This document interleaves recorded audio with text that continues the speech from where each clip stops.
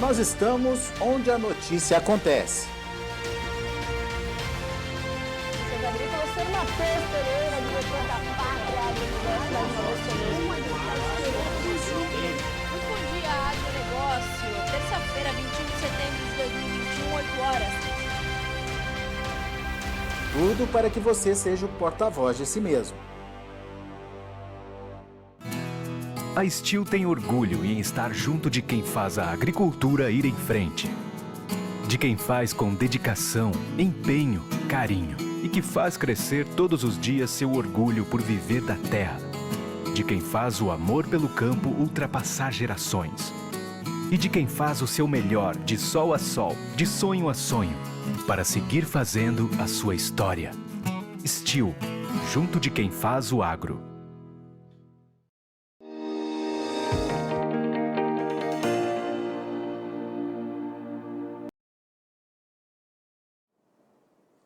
Olá, muito bom dia. Você que nos acompanha aqui pelo site Notícias Agrícolas. Esse é um boletim especial, porque eu quero te fazer um convite. Aliás, eu e o Fernando Wagner, vamos mudar a tela aqui, vamos lá. Fernando Wagner, ele é gerente comercial para a América Latina, já está aqui com a gente. Seja bem-vindo, viu, Fernando? Obrigado por participar mais uma vez com a gente aqui. Fernando é gerente comercial para a América Latina da Biotrigo Genética. E no próximo dia 29 de setembro, a partir das 8h30 da manhã, tem uma apresentação muito importante, né? Um boletim muito importante para você que acompanha e quer ter bons resultados na safra de verão e na safra de inverno. Esse boletim tem o nome de Giro Técnico Digital, Giro Técnico Digital Brasil. O Fernando vai explicar melhor por quê, mas a discussão é isso mesmo, é como produzir mais soja com a ajuda das culturas de inverno.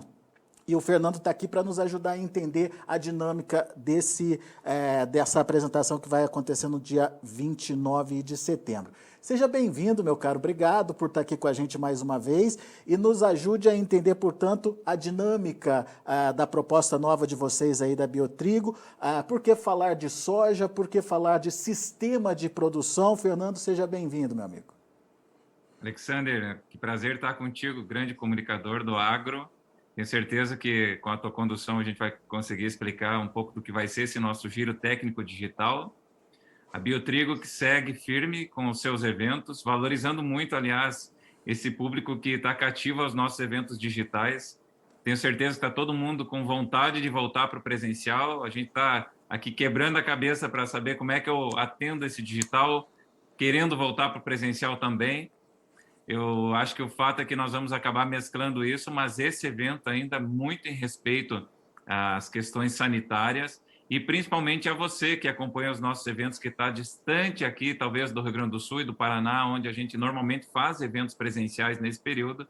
Então, a ideia é que a gente possa seguir, inclusive através do portal Notícias Agrícolas, indo além das nossas fronteiras. Afinal, o trigo, a gente falava um pouquinho antes nos bastidores, o trigo está avançando a sua fronteira de cultivo e esse evento vai contar um bocado disso também e, sem sombra de dúvidas, olhando para o sistema produtivo. Muito bom. Ô, Fernando, eu queria começar justamente trocando uma ideia com você sobre a proposta, né, desse giro técnico. Como que surgiu essa proposta? O que vocês fizeram para chegar nesse argumento que vai ser colocado nesse giro técnico para o produtor? Tá bem. Nós temos duas centrais nesse evento e eu começo falando um pouquinho sobre a demanda do triticultor e talvez até de quem já teve contato com a cultura do trigo e que se afastou por um motivo ou outro e hoje quer voltar, especialmente por questões agronômicas, mas também financeiras. Afinal, o trigo ele vem com valores bem atrativos, né? Quando a gente pensa no preço que vem sendo praticado pela saca, a gente sabe que ele vem trazendo uma opção, os custos em geral vêm aumentando, mas o trigo ele vem sendo a principal fonte de renda durante o inverno. Então, nós fomos a 10 propriedades tritícolas no país tentar entender quais são as grandes dificuldades, quais são os desafios para se produzir trigo nas diferentes regiões. Muitas vezes, né, a gente quer fugir dessa pergunta e tentar falar mais da área comercial ou falar de produto. E a Biotrigo se dispôs, sim, a ir até as propriedades e perguntar, olha, por que você não aumenta a tua área de trigo? Ou por que você deixou de semear trigo em algum momento? E aí a gente foi entendendo, e o cenário, o Brasil, Alexandre, ele é um país com dimensões continentais, e a área que o trigo é apto ao cultivo também. Então, quando você tem um cerrado que já colheu trigo aí há mais de mês em sequeiro, nós temos aqui os campos de cima da serra, no Rio Grande do Sul, que tem um trigo em estágio vegetativo, um trigo pequeno ainda, e com tudo pela frente. Então, por que 10 propriedades? Porque realmente a gente fez aí quase 3.000 quilômetros acompanhado de uma equipe nota 10 para entender o que está acontecendo nas diferentes regiões tritícolas e tentar mostrar, em paralelo a isso, quais são as nossas soluções. Sabe que outro dia eu escutava um conceito de marketing, né? E ele falava assim que o marketing, acho que é o conceito mais bonito que eu já ouvi, é contar aquilo que a gente está fazendo para melhorar a vida das pessoas. E eu acho que esse evento ele tem essa central, entender a demanda do lado de lá e também, é óbvio, falar das soluções TBIL que a gente tem justamente para esses desafios, para que o triticultor se mantenha na atividade, mas também para que quem tem interesse em voltar ou a ampliar o cultivo de trigo, tem muitos agricultores, Alexandre, que estão voltando agora para a cultura, também contar um pouquinho dessa história, né? Boa, Fernando. E a que conclusão vocês chegaram? Obviamente, depois de viajar, de rodar tanto, 3.000 quilômetros aí, mais de 10 propriedades você contou aí pra gente, a que conclusão vocês chegaram? O que o triticultor, o que o produtor está precisando para se estimular novamente? É interessante a tua pergunta, que eu justamente vou fazer o gancho com a outra central. O trigo tem uma função financeira, uma função para a diluição dos custos fixos, sem dúvida. O triticultor, e principalmente eu chamo triticultor aquele que está na atividade e se mantém nela, ele tem se motivado e aproveitou essas ondas de aumento aí de preço. Realmente o trigo tem trazido remuneração para o inverno, mas o segundo gancho é justamente pensar na soja, que é a menina dos olhos, é quem sustenta as propriedades e, sem sombra de dúvidas, e talvez alguém me corrija, mas se eu não estou enganado, é o nosso maior ciclo econômico. Nós passamos por vários, e a soja é o nosso atual maior ciclo econômico. Então, não tem como a gente não olhar para o verão, principalmente pensando na eficiência. Eu gosto de dizer que as culturas de inverno, especialmente o trigo, são guarda-costas da soja. E aí, para isso, e muito em função de tudo que a gente já tem ouvido nessas 10 propriedades, mas nesses anos em que a gente está aí na assistência técnica, está conversando com a extensão rural, é entender como é que eu protejo esse sistema, que não pode ser um sistema só verão. E aí a gente vai trazer um painel bastante especial, muito rico, e eu digo rico porque nós vamos ter 2 especialistas muito conhecidos nacionalmente. O primeiro é o Telmo Amado. O professor Telmo, ele vai falar para nós sobre o que ele chama de saúde do solo, sobre manejo e fertilidade do solo. E aí, Alexandre, o trigo e as culturas de inverno têm um papel fundamental, primeiro na conservação desse solo, porque a gente tem tantos relatos, né, com problemas de erosão, a questão da fertilização de sistema, que realmente ela ganha muito com as culturas de inverno, mas principalmente a proteção desse solo, que é, afinal, a grande riqueza, e, aliás, que imobilizado financeiro nós temos nos nossos solos, que estão cada vez mais valorizados. Mas nós também vamos trazer o professor Mauro Rizardi para falar um pouquinho para nós sobre manejo de ervas daninhas. E aí sim, pensando no sistema como um todo. O fato, e aí concluindo a resposta da tua pergunta, é que nós não podemos olhar a agricultura em caixas. Nós não podemos olhar só a soja numa caixa, não podemos olhar o trigo em outra. Nós temos que olhar um sistema. E aí essa escola que é a agricultura, em todo dia a gente está aprendendo alguma coisa, ela vem realmente para nos ensinar que, como um dos nossos diretores, o Dr. Ottoni Filho, gosta de dizer, não dá para jogar só o segundo turno do campeonato. Nós precisamos jogar e bem o primeiro turno para garantir que a gente chegue aí nesse campeonato de pontos corridos, que é a agricultura, já muito bem e estável, com rentabilidade também no inverno. Ô, Fernando, trigo e soja é uma boa dobradinha.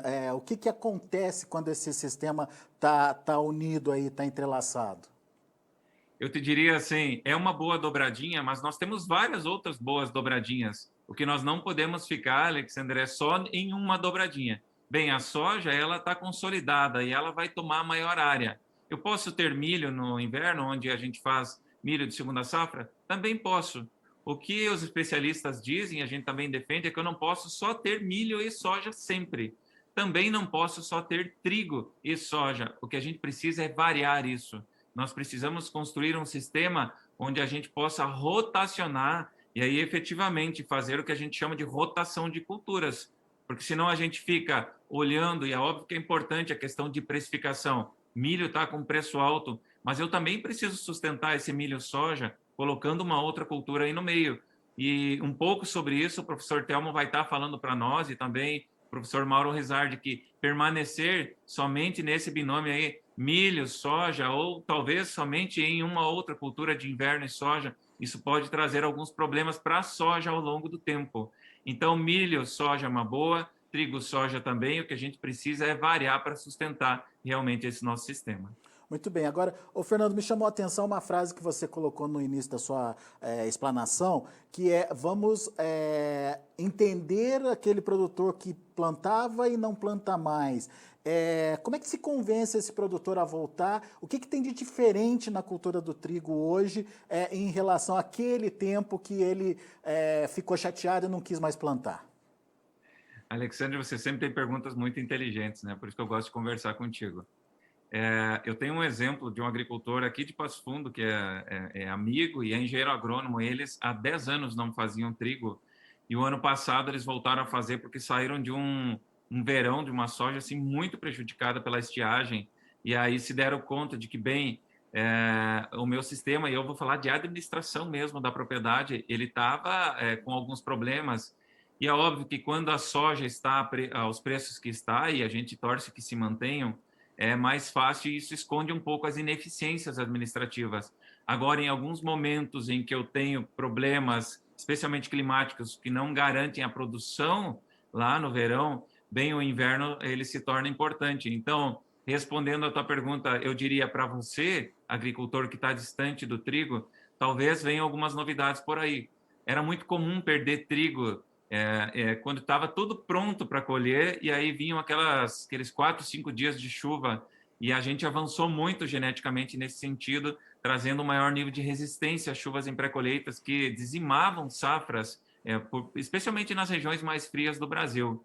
Um outro ponto, agora conversando com quem está na região mais quente, é a questão do nível de resistência a doenças de difícil controle, e eu vou citar a Bruzone. Essa expansão que se fala do trigo do cerrado, ela tem uma série de desafios. E talvez o principal, além da questão de chuva, né, de disponibilidade de água e calor, seja a Bruzone. E aí isso serve para o agricultor que está no norte do Paraná, está no sudoeste de São Paulo, no oeste do Paraná mesmo, que já perdeu safras por Bruzone. Bem, a última grande epidemia foi em 2015, mas a gente teve, no decorrer dos anos que se passaram a isso, algumas combinações climáticas que poderiam fazer com que a gente tivesse ocorrência dessa doença. E, o melhoramento genético ele vem segurando essa onda.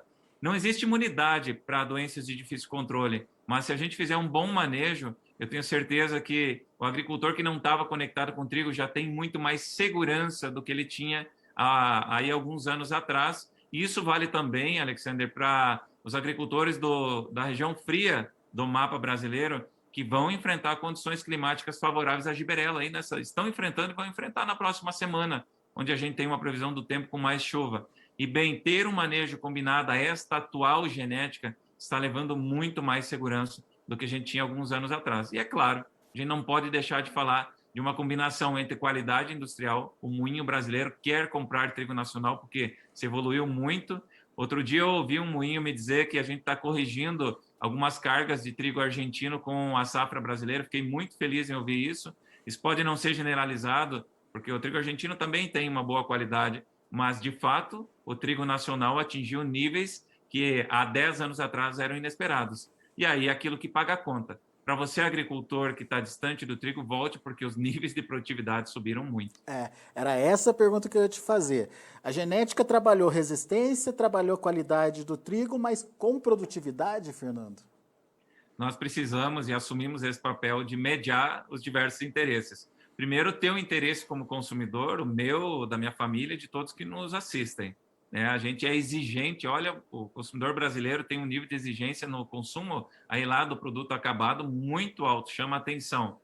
Então, nós tivemos que dar esse olhar para a indústria, até porque o agricultor ele é um pedaço dessa cadeia, ele não é efetivamente o final da cadeia, e nós precisamos produzir grãos que processados entreguem os produtos que o consumidor final quer lá na gôndola do supermercado.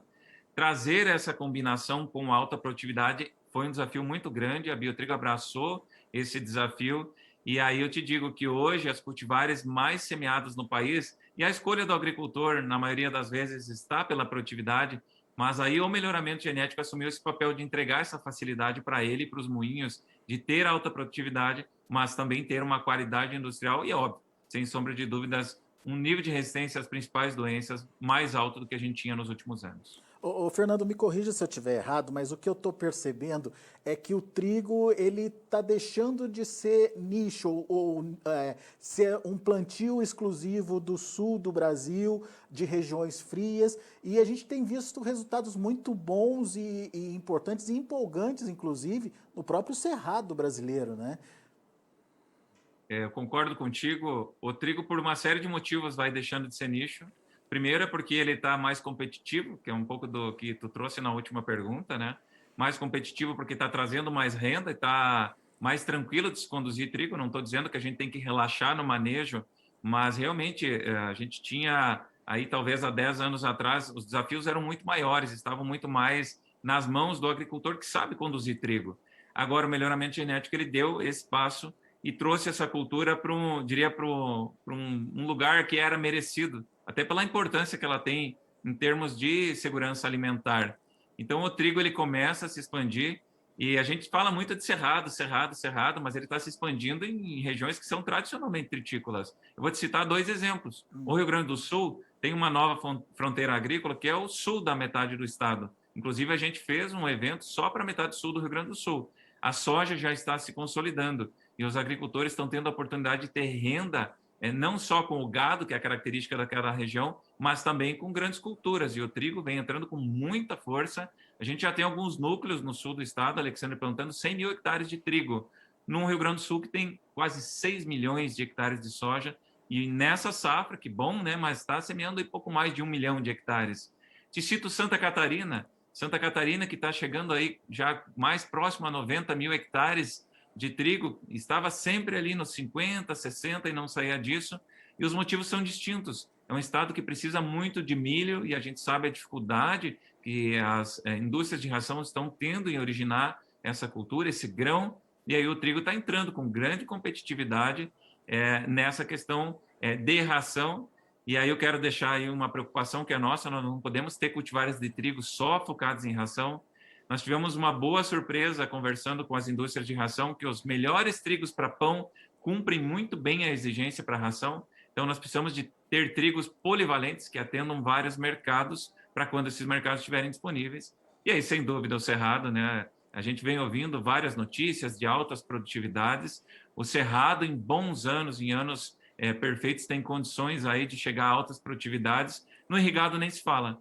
Mas o sequeiro é que tem o maior desafio, e eu vejo aí como Biotrigo um ambiente amplo para a gente explorar, porque o irrigado tem uma grande competição por várias culturas, mas o sequeiro tem uma grande oportunidade. Mas aí nós precisamos olhar para a Bruzone, porque a gente semeia trigo mais cedo para aproveitar o final das janelas de chuva, mas também temos que olhar para as questões de resistência ao déficit hídrico e ao calor, que realmente são mais intensos. Cerrado vai crescer em trigo, não tenho dúvida, mas a assistência técnica e o melhoramento vão ter que estar muito próximos. Boa, Fernando. E me diz uma coisa, nesse evento do dia 29, essas dificuldades que o produtor tem vão estar sendo debatidas. E como é que o produtor pode acessar? Onde que vai estar acontecendo? Eu sei que aqui no Notícias Agrícolas a gente vai retransmitir esse evento a partir das 8h30 da manhã, mas além do Notícias Agrícolas, onde mais o pessoal pode encontrar essa informação, Fernando? Antes de mais nada, queria agradecer a confiança do portal Notícias Agrícolas em estar retransmitindo o nosso conteúdo. Esse conteúdo que definitivamente se despiu de toda a parte comercial para entender essa demanda do campo. Nós vamos estar retransmitindo com vocês e ele vai estar sendo gerado no YouTube e também no Facebook da Biotrigo Genética. Para se inscrever, antes que eu me esqueça, que é importante, não deixe de procurar o nosso site, vocês vão encontrar um banner inicial lá, basta clicar que vocês vão receber todas as informações Mas eu diria assim, esse recado e esse painel, ele é não só para o triticultor, que é óbvio vai estar conosco, mas para você que está curioso com todas essas notícias, agricultor, será que eu vou para o trigo? Será que eu não vou para o trigo? Será que a minha região é apta, pode ter trigo? Não deixe de estar conectado conosco, clicando lá no site da Biotrigo, é www.biotrigo.com.br, para que você possa fazer a inscrição e estar junto conosco aí no dia 29, a partir das 8h30 da manhã. Legal, Fernando. E antes da gente encerrar, eu queria um pouquinho da sua perspectiva em relação a esta safra que está acontecendo agora, né? O que está vindo por aí, Fernando? Bem, nós, como eu te disse, nós estamos com trigo de 1º de março até praticamente dezembro no país, né? A gente semeia sequeiro, Alexandre, lá dia 1º de março, o zoneamento abre para o cerrado e as colheitas vão se estendendo aí para as regiões mais frias, quase no final do ano. Esta é uma safra que, para quem esteve no cerrado em ambiente de sequeiro, foi desafiadora. Realmente nós estamos acompanhando isso em outros setores, como o energético, né, onde a gente depende muito de hidrelétricas. Então, os níveis de precipitação, de chuva, enfim, foram muito baixos, mas ainda assim, até as produtividades surpreenderam, elas não foram altas, mas combinadas ao valor que o trigo está tendo no cerrado, um ambiente que está pagando realmente nessa entre-safra. O cerrado tem essa vantagem, né, que ele colhe na entre-safra brasileira, e aí o agricultor está satisfeito. A gente tem a notícia de que ele vai investir mais e a área deve se expandir no cerrado, como já se expandiu nessa última safra. São Paulo talvez tenha sido um dos estados que mais sofreu, porque a geada ela foi longe, né? O milho sofreu e o trigo também, mas a gente vê que tanto a indústria moageira, que compra aí o trigo que está com condições de ser panificável, mas também a indústria de ração tem pago bons valores. Isso deve fazer com que o agricultor paulista fique na cultura. E aí o norte do Paraná e a central, eles estão colhendo. Norte do Paraná com produtividades. As primeiras áreas semeadas sofreram um pouco mais. Na central a gente tem produtividades médias, mas isso combinado aí a realmente esses preços praticados e ao custo que ainda não estava tão alto, né? Ele realmente vai trazer rentabilidade aos agricultores paranaenses, e a gente tem a expectativa que daí as outras regiões desse estado possam colher produtividades maiores. O Rio Grande do Sul e Santa Catarina tem muita coisa para acontecer. Eu destaco a região oeste de Santa Catarina e a região das Missões do Rio Grande do Sul, que tiveram uma seca permanente. Agora, no final do ciclo, veio a chuva para que esse grão pudesse encher um pouco mais, deve compensar um pouco disso. E o restante desses estados aí, vindo para as regiões mais frias de Santa Catarina e Rio Grande do Sul, promete uma safra aí realmente, se bem manejado. Vamos ficar de olho nessas chuvas que vem aí, manejar a lavoura antes da chuva para proteger essa espiga, porque o potencial vem muito alto. Em resumo, uma safra de média alta aí, com preços que se mantêm e, pelo que a gente ouve aí dos especialistas, devem se manter mesmo após as colheitas. Enfim, vamos aguardar. O que a gente não pode errar, né, Alexander, é porteira dentro. Clima e mercado sempre vão existir para todas as culturas. Agora, temos que fazer o nosso papel, fazer o melhor possível aqui dentro das propriedades. Boa, Fernando. Meu amigo, mais uma vez, muito obrigado, viu, pela sua participação e reforçando o convite, dia 29 de setembro, a partir das 8h30 da manhã, através do YouTube e do Facebook da Biotrigo e também aqui pelo Notícias Agrícolas, você vai poder acompanhar toda essa discussão muito pertinente, inclusive, aí, principalmente você que está querendo melhorar o seu sistema de produção, querendo interagir com o sistema, entre um sistema e outro, enfim, da melhor forma para que um sistema deixe resultado para o outro e, de alguma forma, o solo também vá se enriquecendo a partir da utilização aí, dos sistemas duplos aí, né, dos sistemas que podem ser introduzidos na sua propriedade. Então, vai ser muito legal, fica aqui o convite. Fernando, eu agradeço mais uma vez a sua participação e peço para você reforçar uma última vez aí o nosso convite. Eu que agradeço, tua sempre brilhante condução, e a todos que nos deram atenção nesse momento. Não deixe de clicar, avisa o amigo, o vizinho, para que a gente possa assistir junto. Vai ser um evento bem compacto, dinâmico.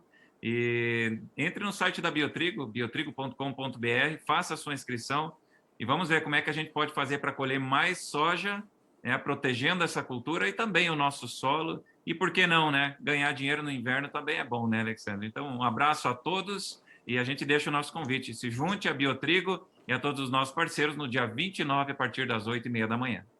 Boa, Fernando. Grande abraço, meu amigo. Até a próxima. Um abraço a todos. Tá aí, Fernando Wagner, Biotrigo, aqui com a gente no Notícias Agrícolas, fazendo aí essa apresentação do próximo evento do dia 29, aqui pelo Notícias Agrícolas também. Não deixe de acompanhar, uma dica muito importante, principalmente você que está querendo diversificar e entender como que esse universo de integração entre trigo e soja, por exemplo, pode ser uma boa alternativa aí para a sua produção. Daqui a pouco a gente volta com outras informações e mais destaques. Continue com a gente. Se inscreva em nossas mídias sociais. No Facebook, Notícias Agrícolas. No Instagram, @Notícias Agrícolas. E em nosso Twitter, @Norteagri. E para não perder nenhum vídeo, não se esqueça de nos acompanhar no YouTube e na Twitch, Notícias Agrícolas Oficial.